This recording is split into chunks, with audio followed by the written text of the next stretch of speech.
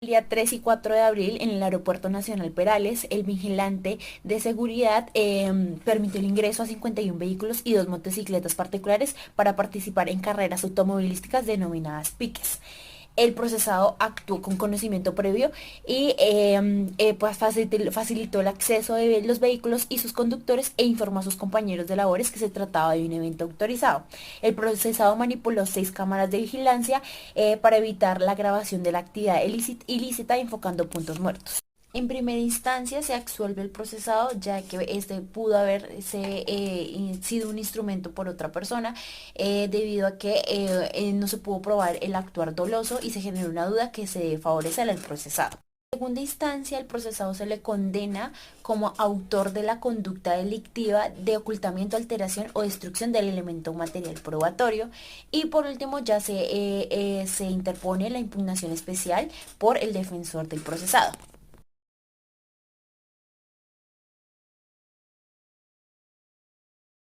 El interviniente en la sentencia se nos menciona que es el que permite juzgar la misma cuerda quien no teniendo las calidades especiales exigidas en el tipo penal, coejecuta la conducta con quien las ostenta. Entonces quiere decir esto, que van a existir dos coautores que van a realizar este delito, que un coautor va a ser un sujeto con calidad especial, que es el servidor público, y otro que va a ser un particular. Este particular se le va a categorizar como el interviniente. En la jurisprudencia se nos dice que el sujeto quien reúne las calidades especiales que el tipo exige se le va a llamar intráneos y las otras personas que no tienen estas características se les va a llamar extraños. La jurisprudencia nos dice que la persona solo puede actuar como interviniente en los delitos con un sujeto activo calificado, es decir, aquellos en los que el tipo penal exige unas calidades especiales en la comisión de las conductas punibles con un sujeto activo cualificado, como los que se han tipificado contra la administración pública, o sea, los servidores públicos. Entonces, para dar claridad entre la diferencia entre interviniente y cómplice, el interviniente es aquel que tiene un dominio del hecho, o sea, es un autor. Se le dice coautor porque obviamente va a estar realizando este delito con otra persona que va a ser el servidor público. Lo cual el cómplice solo es una persona que ayuda, o sea, no tiene un dominio del hecho.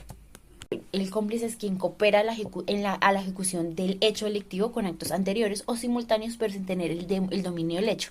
O sea, básicamente el cómplice va a ser el que presta una ayuda, una colaboración al autor, pero no es imprescindible para la consumación del delito.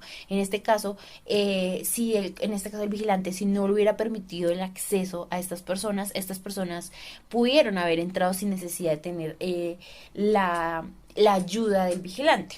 Contrario al autor, que es quien realiza el hecho delictivo, ya sea indirecta o indirectamente, o es quien induce o facilita con su participación. Básicamente es el que el autor tiene el dominio del hecho, es decir, la capacidad de decir sobre su realización y sus circunstancias, lo cual no tenía el vigilante. Él no fue el que ideó el plan para que estas personas realizaran estas carreras automovilísticas.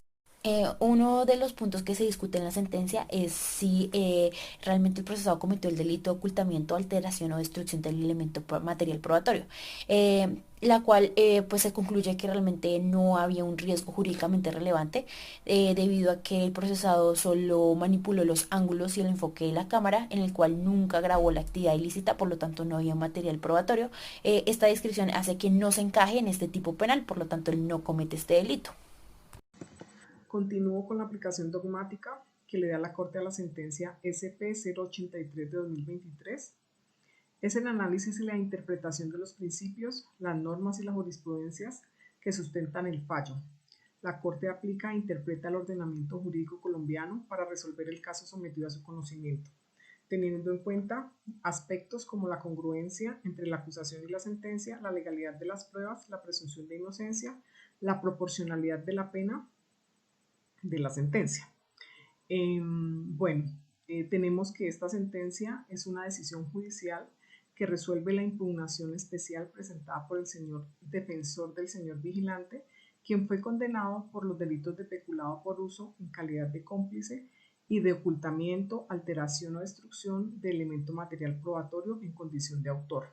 Los aspectos dogmáticos más relevantes que podemos destacar de la sentencia son: la Corte aplicó el principio de congruencia entre la acusación y la sentencia, al verificar que los hechos y las circunstancias fácticas atribuidas al procesado en la acusación fueron los mismos que se tuvieron en cuenta para proferir la condena, sin que se hubiera producido una variación sustancial que afectara el derecho de defensa. También la Corte aplicó el principio de legalidad de las pruebas al examinar la validez y la pertinencia de los medios probatorios que se sustentaron en la condena, entre ellos los testimonios, los informes periciales, las actas policiales, las grabaciones y las fotografías. Descartó que se hubiese vulnerado el derecho al debido proceso por la supuesta falta de aportación del formato firmado por el procesado en el que se autorizaba el ingreso de los vehículos al aeropuerto, pues consideró que ese documento no era indispensable para demostrar su responsabilidad penal.